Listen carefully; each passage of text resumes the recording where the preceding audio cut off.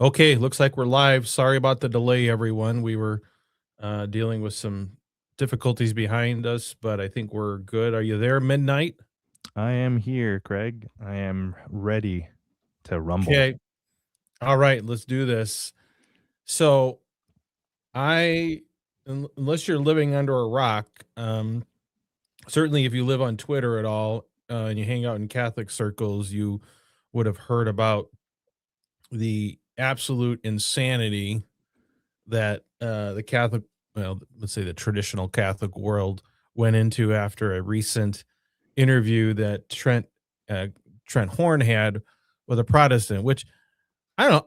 I'd like to get on Trent's show if this guy could do it. Taco Talks is the guy's name. Had you ever heard of him before?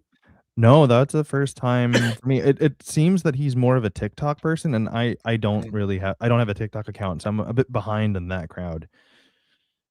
Yeah, I had not heard of him before, and I don't know the backstory. I mean, I'm sure this guy is a little more of a bigger name than you or me, but um, Trent invited him on, and the whole video is about. Let me just see here. We'll probably play part of it here in a little bit, but it's like Mhm. just under an hour, right? And the first I heard about this was, I don't remember who it was. all the all the trads started posting this one clip where they were talking about masturbation, and this non-Catholic said he thought it was the circumstances or the fact pattern being talked about. He thought that that would be okay, and of course, everyone lost their mind, and that clip went viral. And I want to talk about that a little bit. So, did you have a chance to watch the whole video yet? I did, yeah, yesterday. I went through the whole thing, and I think the thing that struck me the most is the central topic between Trent and Taco was really just how Protestants and Catholics view salvation. And Yeah, in a nutshell, and it was mostly really just Trent interrogating Taco's view, which I guess Taco doesn't identify as a Protestant, but for all intents and purposes, he is a Protestant. But I yep, guess strictly speaking, he considers himself Calvinist. yep. But yeah, I mean, it was mostly really about just salvation and the relationship between works and belief. And I don't know why people got fixated in like 1 minute out of the whole hour or the 50 Not whatever even a minutes. minute. Yeah, not Yeah, even a minute. And it's just like of all the things when you're talking about, something that has a rich amount of complexity between the Protestant tradition, Calvinist tradition, and the Catholic tradition, and you're focused on gooning. It's yeah, it's it's remarkable. yeah, they're just obsessed with it, and so Mhm. so when I saw that clip going around, and even the clip itself, when I heard the facts, I was like, "Mm, I think that's a close." Well, I mean, I know what the right answer is as a Catholic, but in my heart of hearts, I'm like, I don't. But so that this was the clip. So someone selectively picked this clip, the and it circulated, and I thought, well, there's got to be more to the story. So I was like, I want to check out the entire video. And then, so first of Mhm. all, as you mentioned, the vast majority of this discussion had nothing to do with masturbation or really the sexual issues at all. It was primarily salvation, and Trent trying to get him sort of nailed down on mortal versus venial sin in general. One thing I want to, and then second of all, and we'll get to that in a moment, they did not include the entire discussion about masturbation, and I thought that was telling, because if you hear the whole conversation, I think I think this taco guy is much closer to the Catholics than they would like to admit. But of course, they picked the one little excerpt and ran with it. But this entire conversation, um, I I don't have a problem with Trent Horn. I think he's a nice enough guy. But this interview was not really an interview. It like you said, you mentioned interrogation. I don't know that, but the entire thing, there was just this smug like look on Trent's face where he was just he thought he was setting this guy up for all these, um, you know, he was, catching him, and he was going to set him up, and to some degree he did. I mean, I think Trent did an effective job of pointing out the major problems with Protestantism and Calvinism and the whole, once saved always saved thing. I mean, I think his arguments are all fine, but this was not really a genuine conversation. It was Trent kind of, baiting him essentially along the whole way so he could get, have this gotcha. And this masturbation question was one of those. So I just didn't like the whole feel of it. I don't know about you. Yeah, I think that's a perfect summary too. That's exactly the phrase that I was leaning towards. Just looking for the perfect gotcha moment, and Yes. just asking, like, kind of just machine gun firing a bunch of questions, hoping Yes. that Taco would sort of corner Yeah. himself. Yeah. Um, and I think the difference between, and I know that trads will get triumphalist about this, but actually the thing about Taco that's kind of maybe refreshing is he was fine saying on certain things where he just didn't know that he had reached the limits of Yes. his knowledge, and he can't judge the heart of Right. this or that person. Can you be a Christian and do X? A lot of the questions were like, can you be a Christian and commit murder, or can you be a Christian and tell a lie, or if you're a Christian, does that mean you tell one lie as opposed to Yeah. 100 lies, or you goon once instead of 100 times, because the Hmm. whole the whole premise was Yeah. that if you become a Christian, you should sin less, and Hmm. you grow to love Christ, and that means you reject sin more and more. But it's not perfect because we're human and we're in a fallen Yeah. state. It was basically like a million different variations on that sort of question, and just waiting for Taco to sort of Yeah. get booby trapped or something. Yeah. And I'll be honest. I mean, I mean, this is the major argument against Protestantism of whatever, shape and color it is. And that was ultimately, Trent's point. What I don't what I just I laugh about in general terms is how all of our fellow Catholics kind of like take that, they spike the ball and see this proves Catholicism is the church because we have an answer for everything. And that could be, but what I want to say is disproving, let's say, Calvinism or Protestantism in general doesn't prove that the church is the church simply because we're consistent about these black and white rules. I mean, it could be, but it doesn't prove that. I mean, I Mhm. think I think instinctively we want to believe that if our Lord is who we believe he is, and he created a church, if you will, that there's got to be a right and wrong answer to a lot of these questions. So that's sort of the instinct that people are going with, and I fully get that. But I think it's one thing to say, you know, that should be how it is, and another thing to say, well, then clearly it's the Catholics because we're the only ones that are perfectly consistent. Like there's just this, I don't know, logical leap that I think they like I said, I think they like to spike the ball on the 20-yard line instead of in the end zone. Yeah. Yeah. The point about consistency really is something that trads pride themselves on. And even I think I'd posted a similar complaint yesterday on Twitter about, just they focused on gooning out of a 50 something minute conversation about Yeah. salvation. And I think even Steve Skojak had chimed in on my tweet, and he had said that, why blame them if I think so much of the premise is that 2000 years of consistency, and this just happens to be one of the topics where they at least overtly they can claim that the church has always been consistent on the topic of masturbation. So that's why it's such this huge like stamp of legitimacy that like everyone's a gooner except us, Yeah. or at least like Yeah. in an official sense, like we slip up, but but Yeah. yeah, the church has always been right on Yeah. masturbation, and that's one of the hallmarks of it It, being like, yeah. it, yeah, it really is. I used to think that the birth control was the thing that, you know, Catholics, this is our flag that sets us apart from everyone else. And in many ways it does, but there's so Mhm, I don't know, even that's not good enough because I think there's actually a fair number of evangelicals, mhm, or you look at the Duggars and stuff, that, you know, you know, mhm. don't believe in birth control. So I guess we didn't have enough exclusivity there. So we're like, we're gonna, Yeah. gooning is our rally cry. Yeah, for sure. You know what? I was my wife was actually asking what I was going to talk to you about today, so I kind of just gave her. Yeah, it's funny. You know, she can be curious, and then I kind of wanted to present it to her in as sober a way as possible. But I don't know how you can talk about this and not sound completely ridiculous. But you know, she's pretty open minded, and you know, she was amused about that, and she thought, you know, maybe it's just because people obsess over it because sex sells. But I think it's not so much that sex is a hot topic, and of course it is, but it is exactly what you said. It's so much about an identity marker. And I think when I was talking to her, I drew the comparison that it's the same way that like traditional Muslims make such a huge deal about eating bacon or eating pork. Like that's the line they won't cross. It's so much like at the heart of their, you know, the tradition and their sense of morality and the Yeah. profane versus the divine. Yeah. And for us, it's just like we won't have wars about bacon, but it'll be about gooning.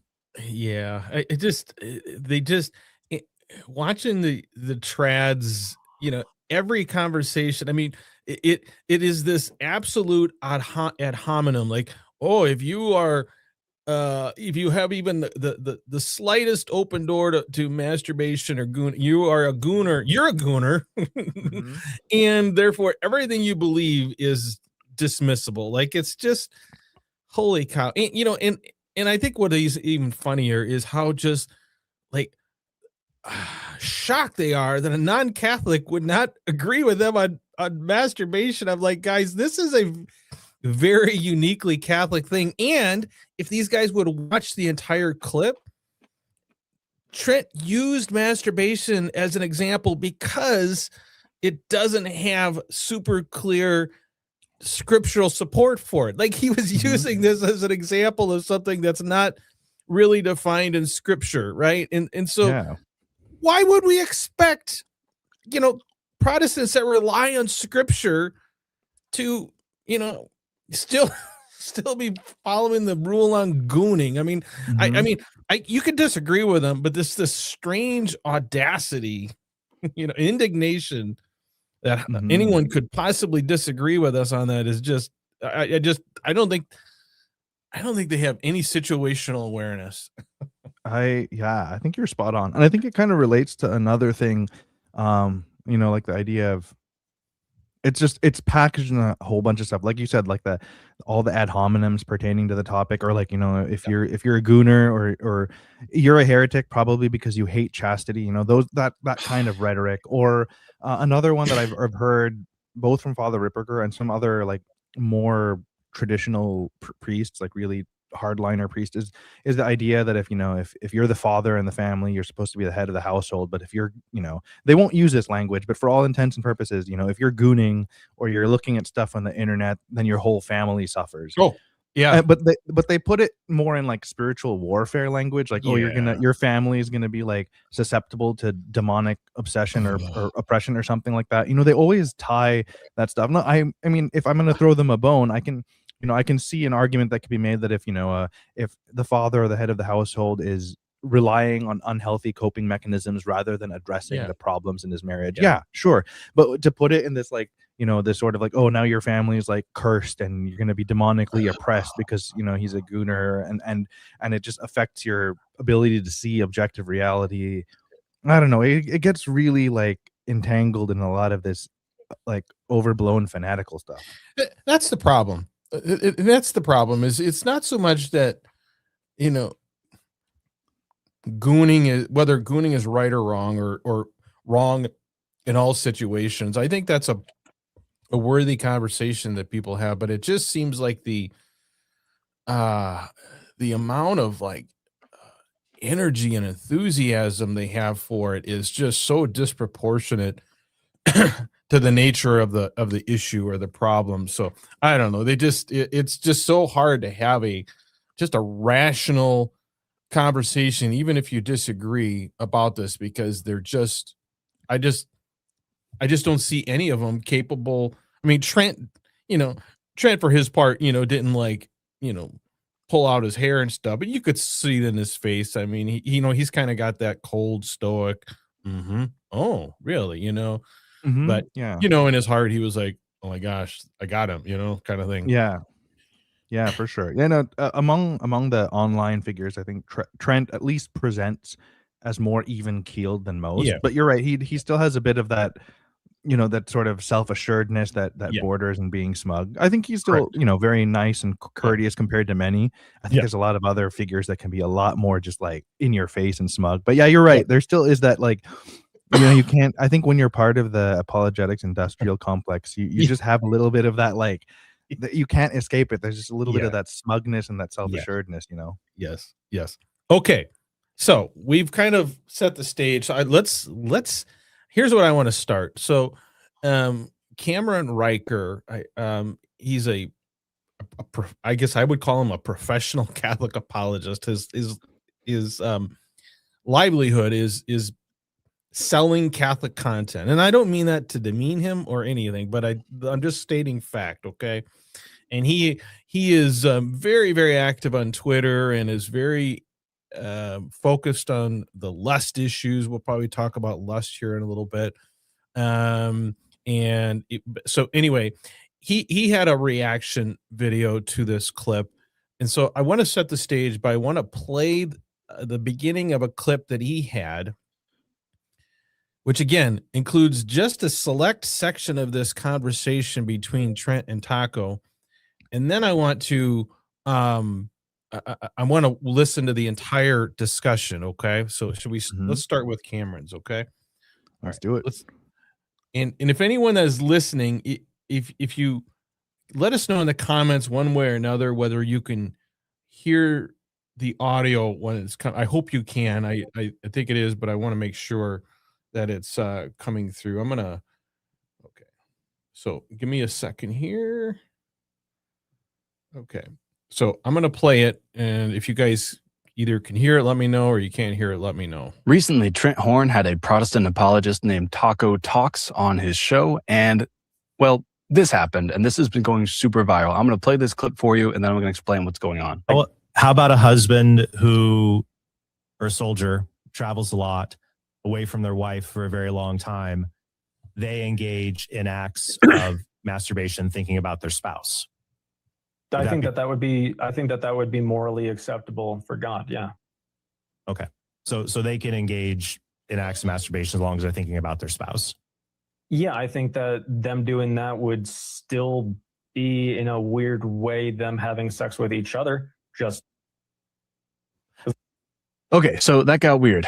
A few things I want to say, first of all, is that clearly Taco has not thought about this very much. You can see he's uneasy answering the question. He's not answering with confidence. So perhaps he's speaking out of hand here, and maybe he wants to renege on what he said and go back on it. I hope that's the case.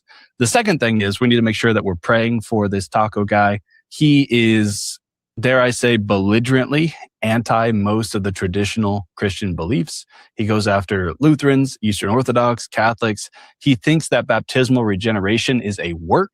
Okay, I'm going to end that right there. So first of all, let me get back to my screen here. So first of all, I thought Taco was very friendly through the entire thing. I mean, I didn't think Taco was uncomfortable with it. It's just weird how they read this stuff into it. Yeah. Also, as someone, I haven't seen Taco's content, so I don't know what the rest of his TikTok is like. But belligerent is the wrong word for how Taco appeared in that particular video. Yeah, and just so we're clear, you know, it got weird, and I don't know what he meant by weird, but look, you know why it got weird? Because Trent kept pushing him on. It's not like this guy randomly came on and said, "Hey, I want to challenge the Catholics on masturbation." They were talking about salvation and sin. Trent's the one that opened up this line of conversation and kept going. So, in as far as him not thinking about it, yeah, maybe not everyone dwells on this issue the way that Catholics do. Like, I just found Cameron's comments so funny and ironic. Yeah, 100%. You know, Catholics do have a particular obsession with it. And, you know, again, I'm not here to contradict Catholic teaching, and I'm not here to promote gooning. But No, I remember 10 years ago, like one of my college friends, just guys talking about guy stuff, and he just very casually mentioned that sometimes he'd does the stuff just to relieve tension and to remove distraction. And he said it in Right. a really practical way. He Kind of he matter of didn't fact say he way. was looking up stuff. Like he literally is like, yeah, and sometimes I just get restless down there and I have to like clean the pipes and move on with my day. Some people just have that sort of practical, functional attitude about it. They don't like, Yeah. it's not a replacement for that for relationships and No. stuff. Because like that same friend, 10 years ago who was saying that, he's happily married. Yeah. I mean, no marriage is perfect, but he's in he's a fully functioning, thriving relationship. It didn't interfere with his ability to just be a functioning and good member of society. Yeah, and I mean, Catholics don't talk about this, but we in our circle probably have more candid conversations about this than a lot of people. But I think most guys, including Catholics, and newsflash, a lot of I would say most Catholic guys, including traditional Catholic guys, do this in some degree or another, and I think it is. I suspect it is primarily that relieving of tension kind of thing. Not to say it's right, but just like you said, could we just calibrate the tone of our conversation to what's actually going on? That just doesn't seem possible. Yeah, 100%. I don't know, man. It's just it's wild out there.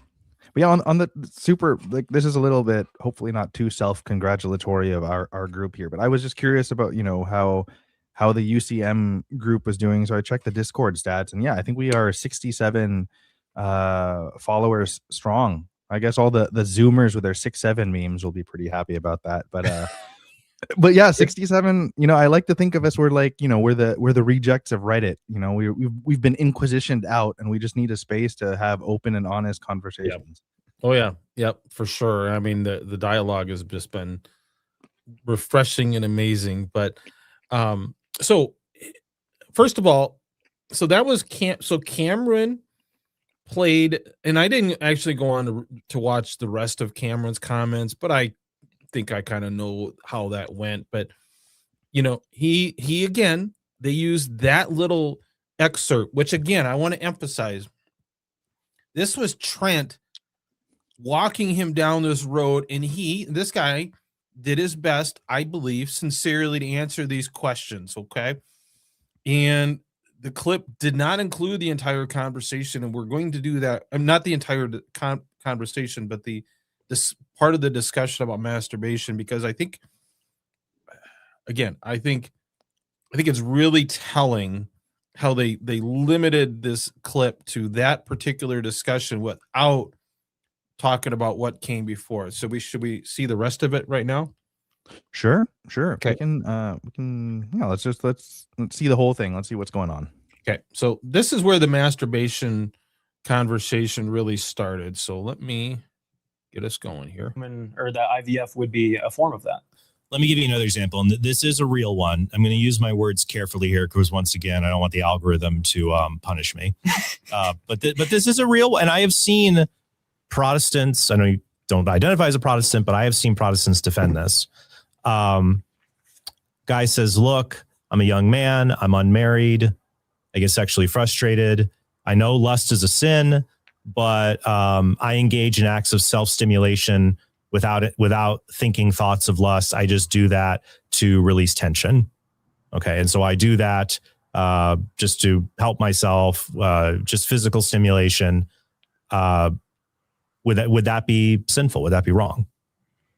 Yeah, if he is doing it lustfully, 100%. That's what the Bible would talk about. I'm saying he's not doing it lustfully. He's just doing mechanical, physical stimulation to engage in release while thinking about, flowers at the zoo or something like that. I don't know, but not lusting over women. Flowers at the zoo. Do you think that's actually possible for someone, aside from someone who's like severely autistic, to be able to do that without thinking about it? I have heard, well, I'll have a variant here of the case in a little bit, but yes, I have heard of people who do describe doing this to relieve sexual tension. Interesting. So what is your question with that? does the Bible say that that's wrong? Well, I guess I can say the M word, masturbation. Yeah, I don't know. I don't know if the Bible would specifically condemn that within that kind of a context. How about a husband who, or a soldier? Okay, so So yeah, he was a little Trent that keeps pushing the masturbation issue. Yes! I don't think Taco was particularly interested in it, but yeah. No, yeah. So first of all, I thought it was and I didn't notice that until now because I've listened to this clip multiple times. Trent talks about lust as, he the way he seems to say is it would not be lust if you're doing that to sort of thoughts of some inanimate thing, whatever. Flowers at the zoo. I think. Flowers at the zoo. Oh, I guess no, that's man. No, maybe when you're so repressed, whenever you're so repressed, and then everything's a turn. So I think he was a little surprised that this guy, this guy said what I think most Catholics say is it's not possible to do it without lust. So I think Trent expected him to be more like, yeah, there's nothing wrong with that. And when in fact, this guy was more or less in real close agreement with Trent. And I think Trent wasn't satisfied with that. So that's why Trent took it a step further. And I'm going to find an area where this guy is going to disagree with me. If the conversation had ended there, I don't think there'd be any controversy about this. I don't think, this guy says, well, I don't know. But Trent is the one that continued the conversation and then offered this additional fact pattern that the guy answered on the fly. And of course the trads all went crazy, right? Yeah. So you're absolutely right. I feel like, before I had seen this clip, some of the stuff I was seeing on Twitter, it almost seemed that Taco was endorsing gooning. And this is the farthest thing. This is like this. Oh I don't even know if we could call it permissive. He's almost like, he's almost like, I don't know if I can call it evil, but like it's not like he kind of, it's like someone who, I don't know, bites into celery and realizes he doesn't like how it tastes. I mean, you're right. So those comments, he's not only they say endorses gooning, he is a gooner, which he never talks about his own experiences on here, first of all, but he certainly wasn't endorsing it. Basically what he did, at least up until now, and even with the next clip, is he really couldn't categorically say it's always wrong, but he was as close to being a Catholic as you can be there, I think, by saying, man, I don't know that it's possible to do this without engaging in some lust. So that's where this is what really bothers me, because I think, like I said, the Catholics are all doing the victory laps, Trent, and I just think that's not fair. This guy is not advocating masturbation, and he's, and to call him a gooner, I just think that says so much more about the trads in, like you said, the apologetics industrial complex. Yeah. I think that I'm borrowing that phrase from our buddy Kevin on Tradicath. I want to say he's the one who coined that. And it is that. And I think really the issue is that trads just want to come down extremely hard on the issue, because Taco doesn't seem remotely enthusiastic or in support of gooning.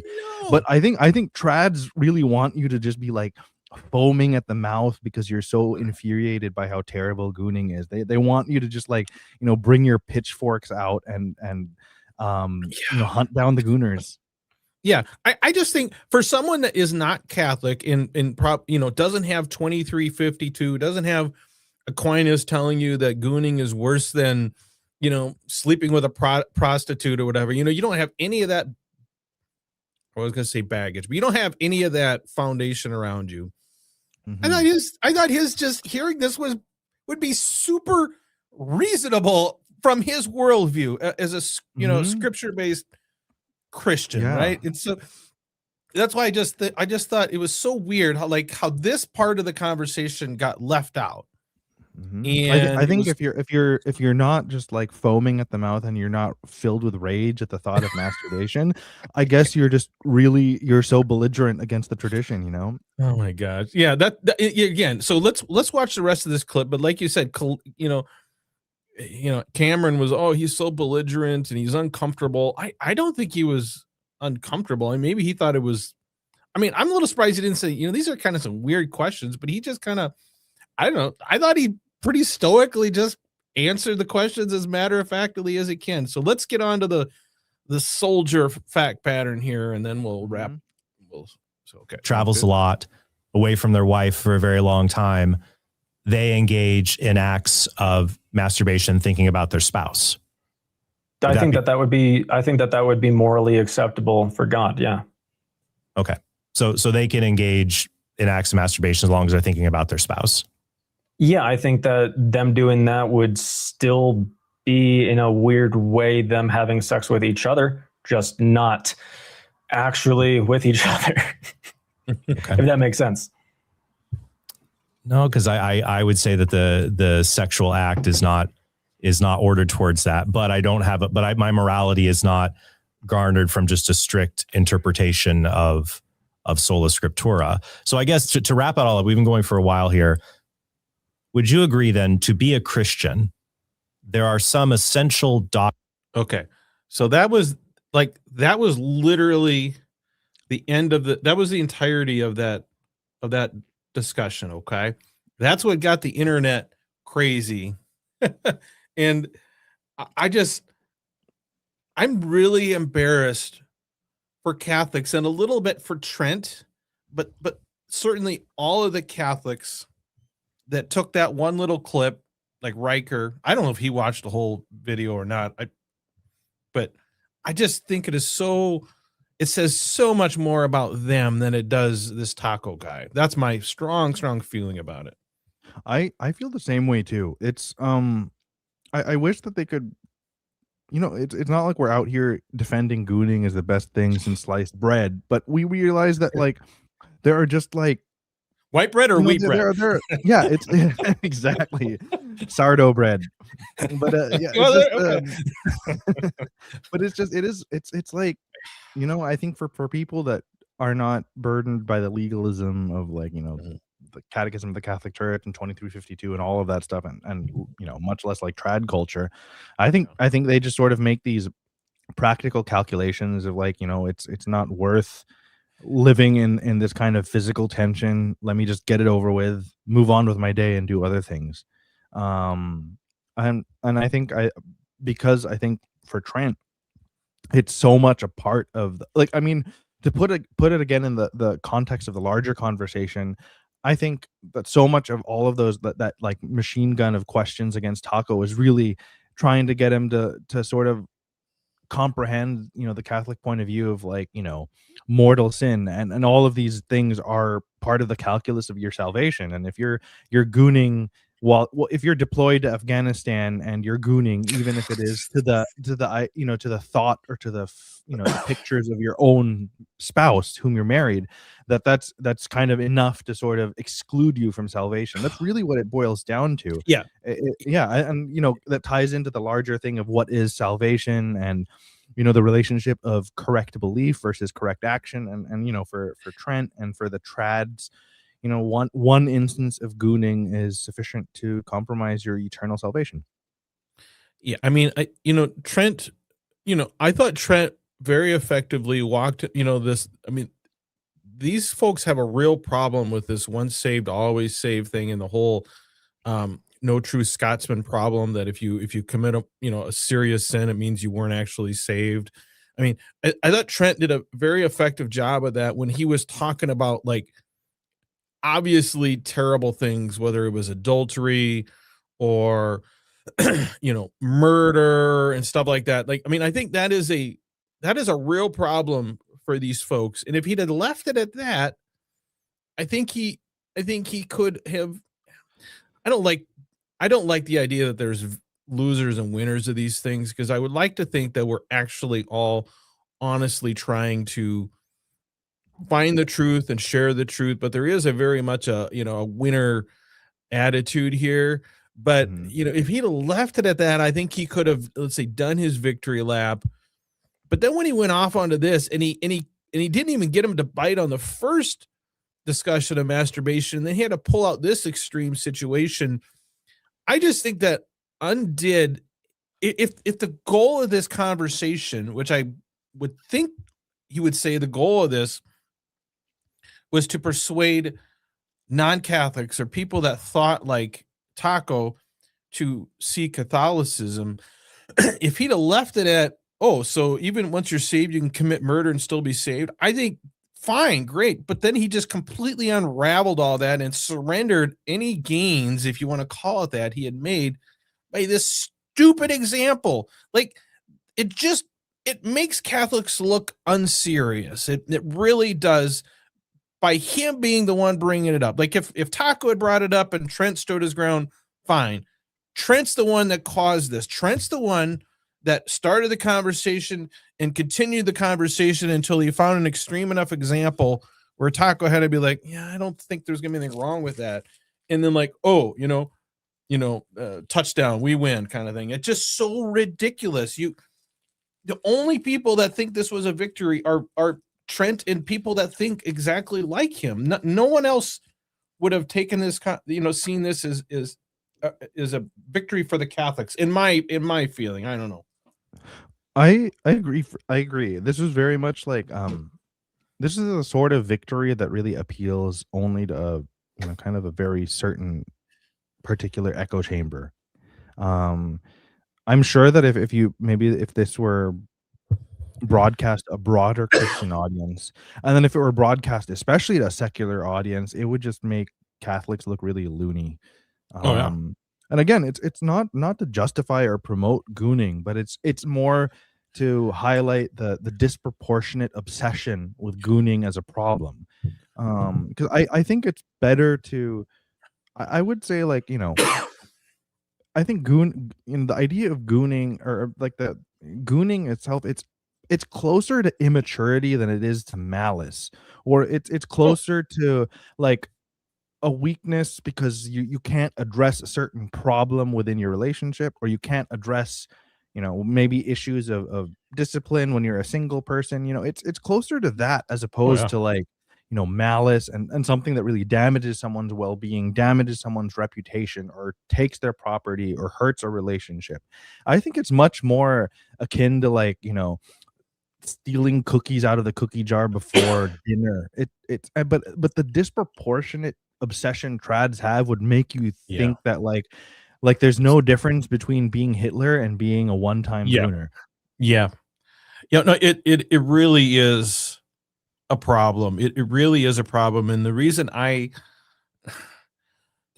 keep talking about this topic is, like you said, not because I really have all that much interest in talking about the subject itself, but it is such a lightning rod of being able to show how, I think, unserious a lot of Catholics are, that they can't even understand how someone might not be completely enamored with our position on masturbation. Like, they can't even see how anyone else, any other reasonable mind, could possibly look at it differently. To me, that's the thing. If you want to say, look, I understand how someone else that's not Catholic might see this teaching as foolish or whatever, but this is our belief. It's always been held this way. I would accept that. But they just have this attitude that it's just so patently obvious that this is how it should be, and everyone else is out of their minds for possibly thinking otherwise, especially non-Catholics. Is just so if we can't even have a rational conversation about masturbation, how the heck are we going to convince other people that we're right about contraception and gay marriage and all these other things that I think are what do I say, the argument against those things are, I would say, stronger, if you will, and more compelling than they are about masturbation absolutely never being okay, even under the circumstances of the soldier that hasn't seen his wife in 4 months. Like that to me is why this is such an interesting topic. Yeah, 100%. And just a quick disclaimer for any potential haters that jump on the channel. Yeah. Let's just remember that Onan is a married 20 something years, 9 kids. So before any haters call Onan a gooner, and also faithful practitioner of NFP, this is not an endorsement of NFP, but still like a faithful practitioner of NFP. Like I feel like you have all of your credibility like on the table. You're not a frustrated single concupiscent guy just looking for an easy way to navigate hookup culture. Like, you know, you've lived it, and you're kind of on the ground battle. You know, you've got your war wound, so you can speak about Well, the issues. and so many of these guys that are the ones that are the most vigorously, against it, all are single guys. And I've said this before, and I'll say it again. The struggle with gooning is way easier, I think, before you get married than after you get married and you're dealing with periods of abstinence, whether it's because of NFP or postpartum or other things like that. So I've seen both sides of it. I've dealt with this struggle on both sides of the marriage vows, and you're right. Like it's I'm not advocating it. The follow 2352, whatever. But I think if we can't in 2352, I think it supports exactly what you said about it being, a topic of immaturity. I mean, I think if I have one of the criticisms I have of 2352 is it seems, that second paragraph on diminished culpability and stuff seems to apply only to young single guys. It talks about immaturity and all this and that. It doesn't talk about how long has it been, that you've been abstaining, stuff that would be relevant, I think, if you're, hearing the confession of a married guy. So I think more could and should be done to flesh out the pastoral component of that, which of course I'm sure in and of itself would just send the trads over the cliff. Yeah, you're right. Not to give us or our fellow Catholics too much of an easy way out, but sometimes I also think that when whether you're a married person or a single person, like at some point, like if you're just struggling against just the body doing what the body does, and you're struggling with that much tension, like at some point, isn't it reasonable to assume that you're just so like your body is so frustrated or tense that would also cloud your judgment, that at some point it's just like rather than meditating on the rules or praying 4 to 7 rosaries a day, that you just want to get it over with just so your body can relax a bit. Like I kind of feel like that's a possible obstacle to your pure Thomistic logic. Well, and that's okay. So, it's been a little while since we talked about it, but like, I remember when, I don't know, Christopher West and is it Mike Panteal and those have offered their solutions to the temptation everywhere from ice packs and ice baths and, laying on the ground with your hands outstretched in the thing of a cross, shape of a cross, whatever. Right. Okay, that might work for you and me who, live safely in the United States.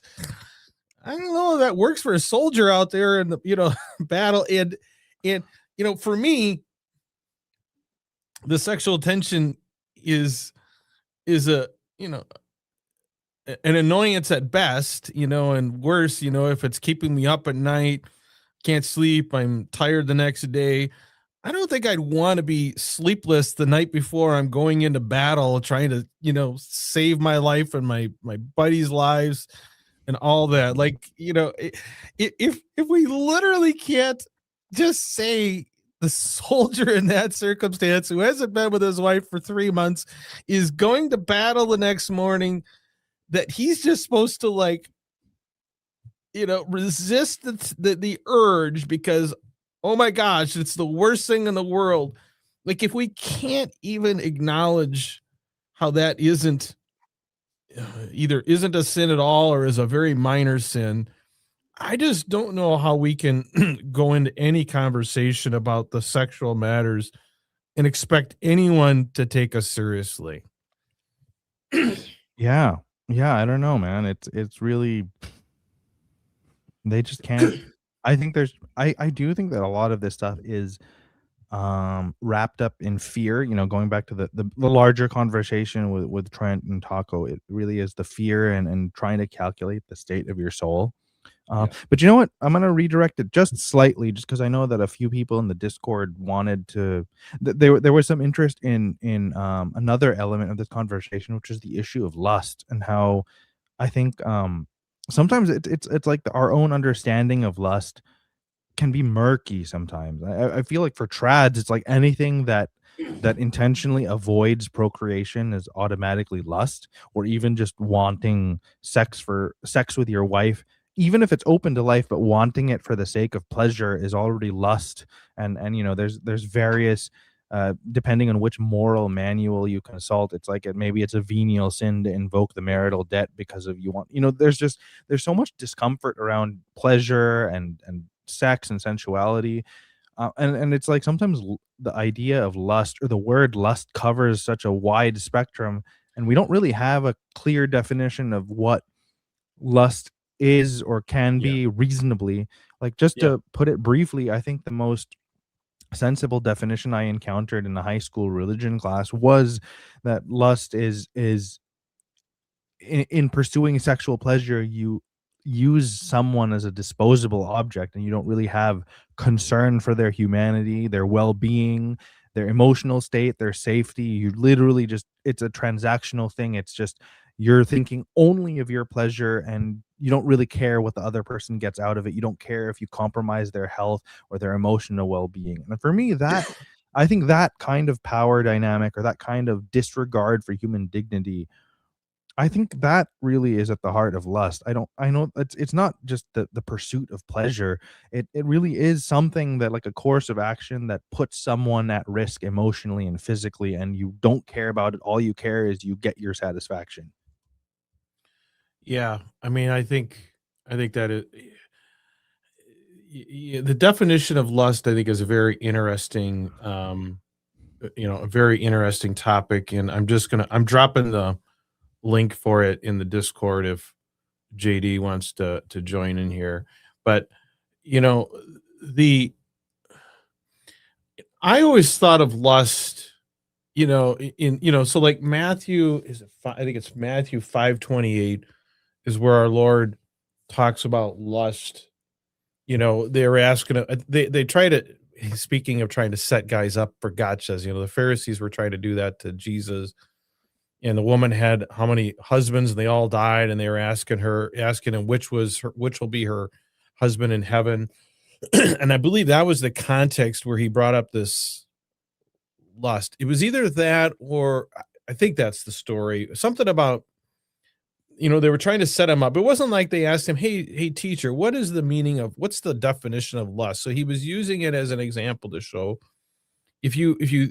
essentially, if you imagine yourself having sex with someone other than your wife, you're committing adultery. The lust is inside your heart of that, sort of, intentionally or knowingly submitting to that imagination about someone other than your wife, right? And so I always thought of lust as being that, and that's where you know what the conversation that Trent and Taco had about, can you even masturbate without lust? I mean, I think, to me, if you're watching porn while you do it, which I suspect most guys are, I think Yeah, yeah. I think that is going to be lust for most guys, because you're literally imagining yourself with someone other than your spouse, whether you're married or not.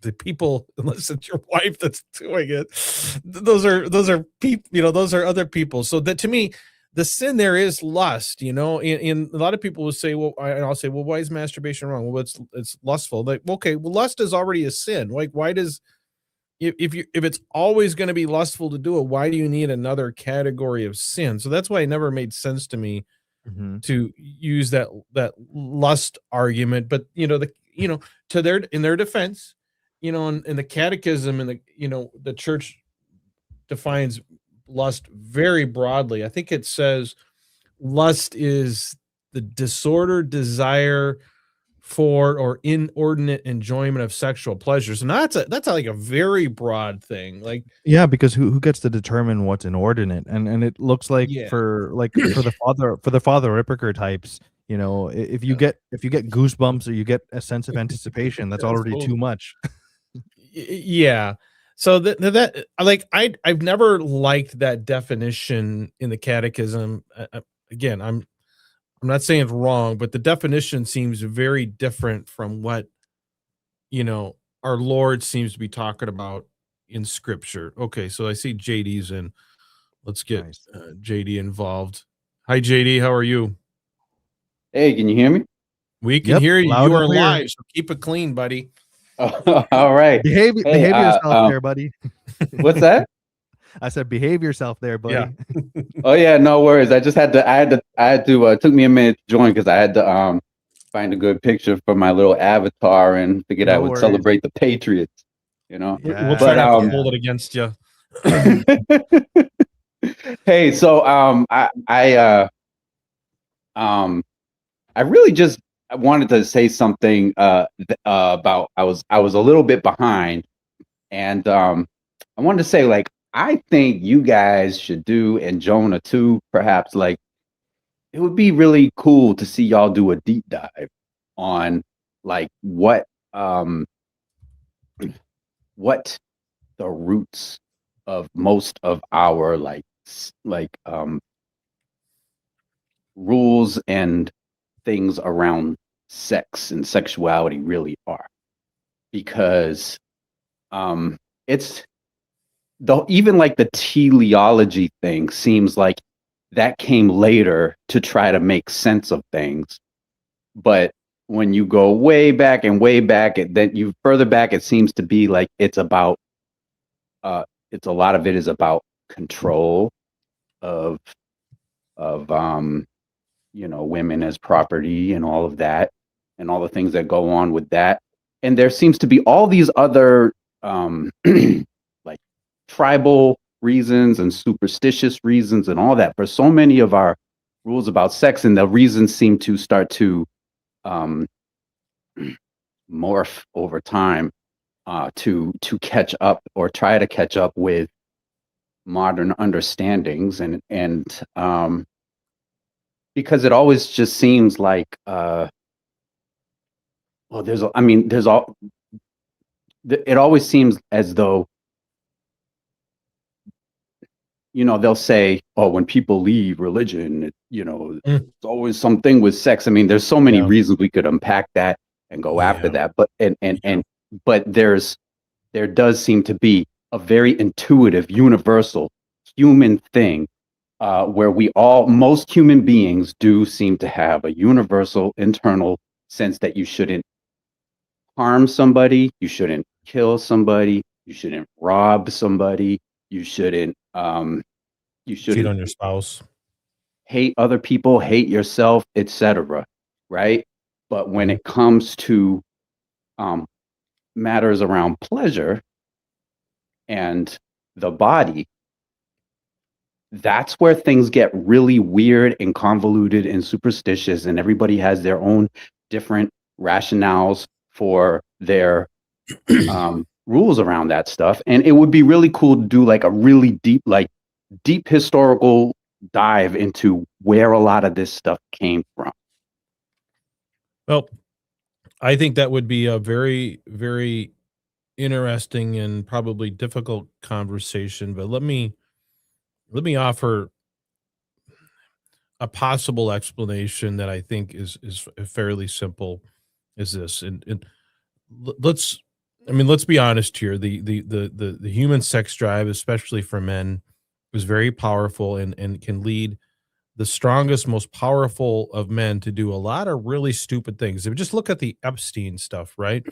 You know, you have Very the true. richest people in the world. What the hell are they doing going off on an island and, you know, and abusing young girls? Like they don't need to do that, right? Right.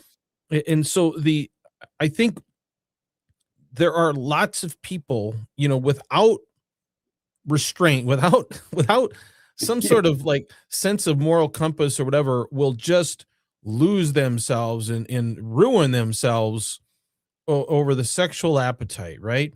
And This is so kind of our recess theory, right? Like we were talking before, where yeah, because like Billy and Stevie can't like behave yes. and can't like go on the playground with like without attacking Jill, Yeah. that none of us get recess now.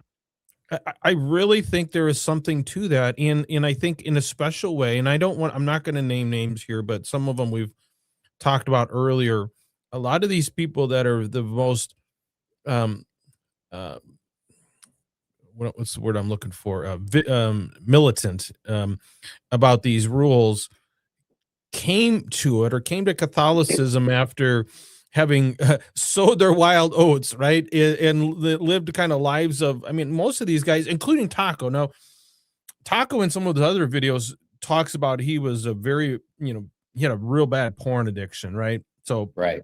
he didn't talk about it in this conversation with Trent, but you know, there are plenty of quote unquote Catholic influencers who talk about, and I think even good old Christopher West himself talk about being a, you know, recovered porn and masturbation addicts, right? And I think it's not like that's a new phenomenon, right? That's the whole theory about Martin Luther, that he just couldn't stop it. And he's a, you know, a monk, and you know, and he thought he was going to hell, and he drove himself crazy trying to Yeah. stop what he couldn't stop. And so I think I certainly personally believe that there is an element of people that don't, you know, that are either neurotic or, you know, on the spectrum, or just don't trust themselves to have self-control, seem especially supportive of these very black and white rules. Just tell me what the hell I got to do, and Yeah.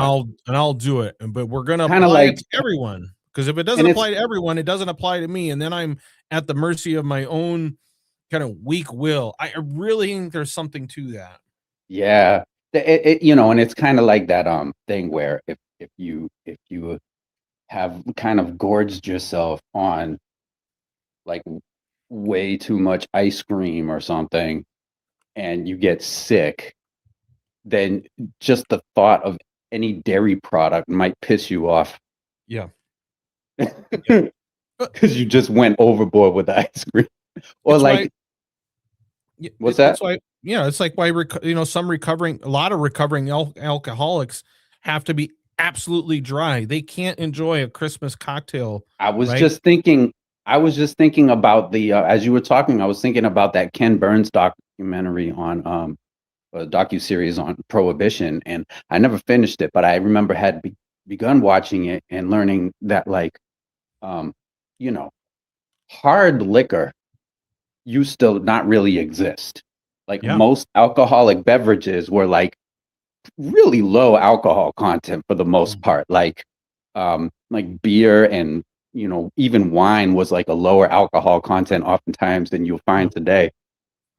And people used to be able to work out in the fields while having Yeah. a beer and Yeah. not dehydrating, not collapsing, and the beer would actually give them some like good nutrients and Yeah. whatnot while they were, you know, extra carbs or whatever. And Yeah. then when hard liquor showed up, people were dying, where they were collapsing and dying in the fields, and people were getting crazy, and like serious alcoholism was really happening, and you know, lives were being ruined, families were being ruined, and then that's when the teetotalers and all that came about. People were like horrified but what they were seeing because of the excess, and then it became like sort of a backlash to that, and that's probably what happened with Augustine, right? Exactly. I mean, it's hard. I mean, I Yeah. don't know how you separate Augustine's past from his theology or views on these things. I mean, I mean, maybe not, but he's still just a guy, right? I mean, he had a pretty wild streak there, and and Augustine is pivotal. I mean, pivotal. He's a saint, a doctor of the church. I Yeah. really think that you know It's a Thomas case of Aquinas and those- overcorrection, I think, with Augustine. I think it's really like the hyper zealous like overcorrection. Yeah, these overcorrections, like, and without like we should have an appreciation for a little bit of fermentation, without you know what I mean? A little fermentation in Yeah. food, like in what do you call it, kimchi or sauerkraut or Mhm. other fermented foods that are really good for you. Some like a low alcoholic beer, even, or what's that stuff? Kombucha. All that stuff is actually good for your gut. A little bit of that stuff is good for your microbiome, and you don't need to overthink it, right? But when you go into if you never eat fermented foods whatsoever, you probably suffer from that. And then if you just go nuts with like the spirits, like the hard liquor and stuff like that, is going to kill you. And But when you create a theory against fermentation, I think you miss the point. I mean, I think there's this theory that a lot of rules or laws are built towards the worst. I don't know, pick a percentage, worst 10%, worst half, worst quarter. I don't know, but they're there for the slim minority of people that That need need it. that right, and the Yeah. most of us don't need that. I don't need the fear of hell to no, I'm not going to cheat on my wife, right? Like that's just not something I Exactly. would ever do to her. I mean, I like to think I wouldn't anyway, but Right. maybe some guys do, right? And that's I think that it feels like a lot of these rules The are fear that would keep you from doing that would be the fear of hurting her. exactly. It's just not the It, right thing to do. I it wouldn't would be even it would be thinking about how heartbroken she would be, how um how violated she would feel if you did something to violate her. That's where that's all you need.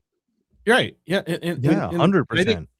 I think most reasonable, albeit imperfect, but reasonable people would see it that way. They don't need anything beyond that to know you just don't do that, right? But Right. why is it that it's one of the 10 commandments? I mean, it must be a big enough problem that the Lord needed to put it in the 10 commandments, right? But yet you get to the masturbation or some of these other things, and it's not in 10 commandments. It's not really even in scripture by Trent's acknowledgement, and yet it is. And it is. If there's, I would say there probably is not a single Catholic rule that has a lower rate of adoption than this. I can't think there's probably a single one. It's certainly not of a potentially grave matter. There's none like this. Everything else is a way distant second, I bet. Oh, for I think sure. agree, And yeah, it's also absolutely. the most convoluted. And I think like we've talked about this with when it comes to all sorts of subjects in the faith, not just this subject, but our particular religion, Catholicism, really has this thing of having to mark out and diagram every last piece of life, and like trying to create hard um these hard boundaries and rules and what's the word, explanations and theories for every little wrinkle of life, as if it could be just distilled into some um perfectly harmonious fractal or whatever. And what it really turns into is like an iron suit. Like you're putting real flesh and blood people who have different proportions, different shapes. A little flab on somebody, maybe or whatever, and you're all sticking them into the same iron suit that was made for a Greek god that doesn't actually fit a real person, and they can't walk in that iron suit. That's a It's good a little point for sure. it's a little like you're talking about wanting to have like everything fleshed out. It's like wanting to be able, if I write enough digits, we can write the whole formula of pi, right? Like pi is like Yeah. infinite number of digits, right? It never ends, but we keep doing it. We're gonna get a final number, and it doesn't happen, right? There is Right. Yeah, so, everything can't be a neat theory. Everything can't be you know, you I think there's just too many hard and fast explanations for too many little details in life in an yeah. attempt to think that it can all be laid out. And that to me shows a lack of trust in intuition and the heart and the Holy Spirit's ability to work within a person. And circumstance. Like I think that to me Yeah. that's the more challenging thing. Like almost every other moral issue, even war and murder and all these, killing another human being, there is a level of, well, it depends on the circumstances. It may be morally okay and it may not. Like the idea that it could be morally valid to kill another human being in certain circumstances, but never, ever, ever, ever, ever morally valid to, waste your Isn't it funny seed. how- Yeah, 100%. When it Is- comes to oh, all the other areas Yeah. in life. And what is more complicated and circumstantial than the intimate life, the sexual faculties of humans, whether you're in a relationship or not? Like to me, that is, it cries out for factoring in circumstances. It doesn't cry out for, this is a one size fit rule for everyone. Like that, to me, that is the most perplexing thing about it, that we can't even like define exactly when it's okay to kill another human being, but we can absolutely say, of the 7 billion people now and how many billion people in history, every single one of them has to, follow this exact standard. To me, that is, that's where I struggle.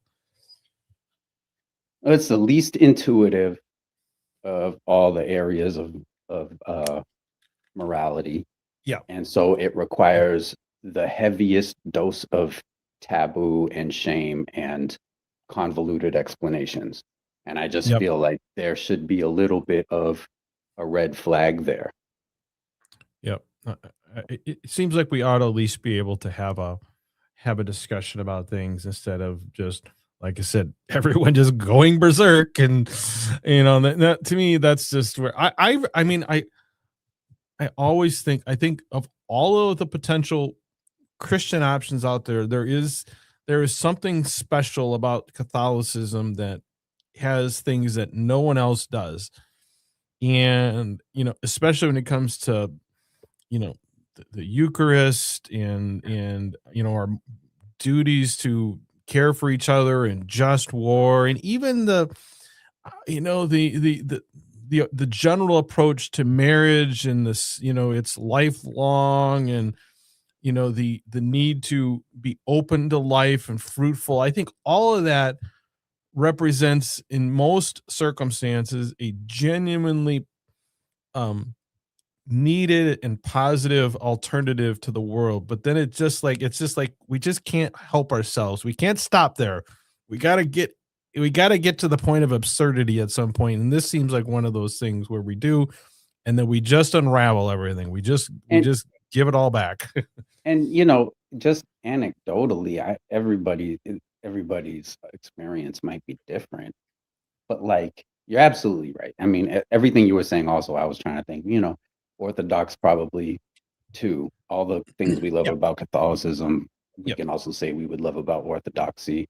And it might just be as simple as, if you were born into a Catholic family, you're Catholic. If you're born into an Orthodox family, you're Orthodox. But generally speaking, it's very similar. And but like, thinking about all this, like, was thinking about the other day, like in one of the conversations people were having about it, and like my own personal anecdotal experience has been the people I see who take these rules the most direly seriously, from my experience, from my observations, have been not the most fulfilled people. Yeah. Not the Yeah. most, they have not had the most affectionate marriages.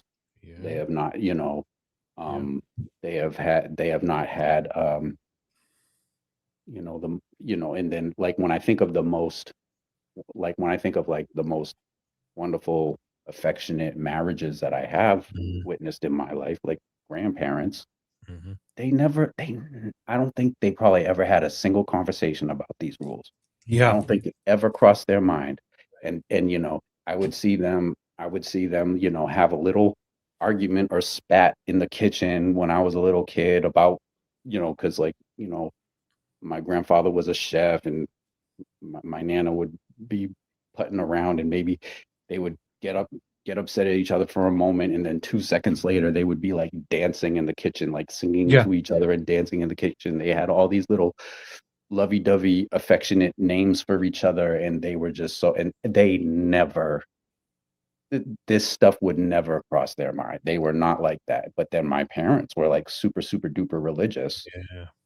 and most of my life after my single digit years, everything was super serious and super tense, Mhm. and I could never see them be affectionate with each other, um, up until the point when my dad got cancer, and then things got better between them again. But like, Yeah. and then I've seen that with like other people in my life, and other people, like friends, and I see very oftentimes that people who take this stuff super seriously, it's just, it's a burden. Like love and affection between um, a couple becomes a very burdensome thing. And there becomes all sorts of little traps and resentments that build up, because it stifles something in a person. It makes people stiff and second guess everything. I don't know. It's just the vibe that I've gotten, like that, having such a rigid map of what you can and can't do, when it just comes to like the body, seems to spill over into people's um, ability to just be free with one another. Well, and I think, we see a lot of people in our Discord community that either have transitioned from non-Catholic to Catholic, or in the process of doing it, and, had good, if not great, marriages beforehand, and were so excited to find in Catholicism what they lacked in their other religions, whether it's the papacy or the mass or confession, these things. And then they find out about these rules, right? And they're like, what the heck, and then they try to do it, and then their marriages are just um, you know, falling apart, right? Um, so I just think, and it's not like these are all these people were apparently unaware that their marriages should be in disarray because they were using contraception before they converted. Like that, that's just I just see it. I mean, we see it over and over and over again. People that love and are excited about everything Catholicism has to offer until they get to these things, and then you get the you know there's no heretic that loves chastity memes, and it's like, oh Oh my yeah, gosh. right, right. And that to me also, you know there's a little bit of, there's a few different fallacies involved with Oh yeah. Yeah. with that, you know Yeah. like if you give people um some sort of absurd, convoluted Yeah. rule about something that's super basic to their instincts and their God-given drives, of course it's going to be of course it's going to be something that, like, if they're free from that, suddenly they're not going to worry about that anymore.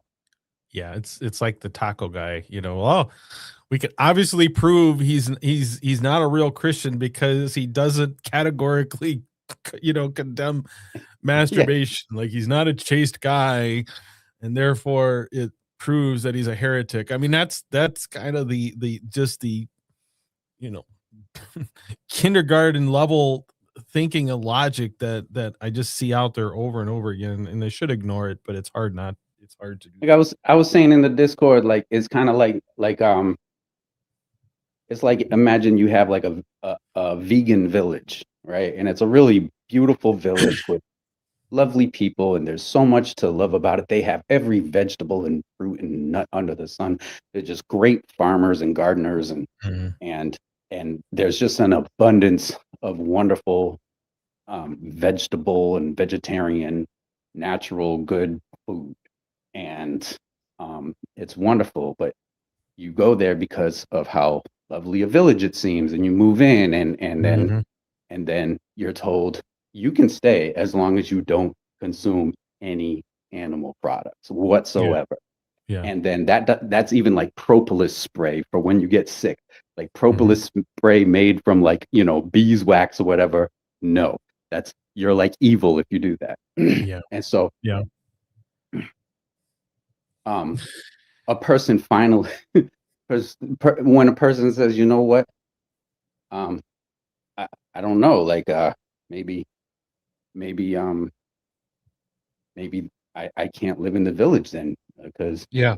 yeah, Yeah. then all of a sudden you see them eating a steak, right? And or something. You say, see, Yeah. everybody who leaves the village eats a steak. Yeah. Right? It's like Exactly. it's like, well, yeah, because Yeah. obviously that's the one crazy rule you have. Yeah, right. No, it's so true. It is so true, and I wish Catholics we could not take ourselves and things so seriously, but I get it. It's kind of baked into the fabric, I guess. So, But they'll also um, say like oh, well, look at what happens to people when they look at what happens to people when they eat a steak, right? yeah. And it's like, what happens to people when they eat a steak is they end up dying and starving to death. No, they died and they never eat vegetables again. No, that happened to them because you kicked them out of the village. Yeah, that's It, right. it Yeah. wasn't the steak that did that. Yeah. That's exactly right. Well, it's getting to be about that hour. I'm gonna wrap it up. It was nice that you hopped in for us. I didn't don't know that Yeah, midnight I had to didn't know it jump. was just in time because I guess midnight got bounced. Yeah, no one wants to hear Owen solo. So yeah, I appreciate you showing up. Thanks for everyone who was in the comments. Even you, Jonah 2.0. We always appreciate your banter and your input. So I think this is a really I think people should go back and watch the entire thing because especially at the beginning, I think our discussion of the whole Trent Horn drama, I think there'll be some nuggets in that earlier discussion that people are not going to get anywhere else on the internet. So I hope people take the time to go back and watch that if they haven't already seen that. I definitely will. I only caught the end of you guys' discussion. Yeah, we're not very good about advertising it or broadcasting it, so we'll try to do better about it. That we're going to go live. So appreciate you showing Sounds up. good, man. And so okay, well, thanks everyone. Thank you, JD and everyone in the comments. And until next time, everyone, have a good All right, one. God bless.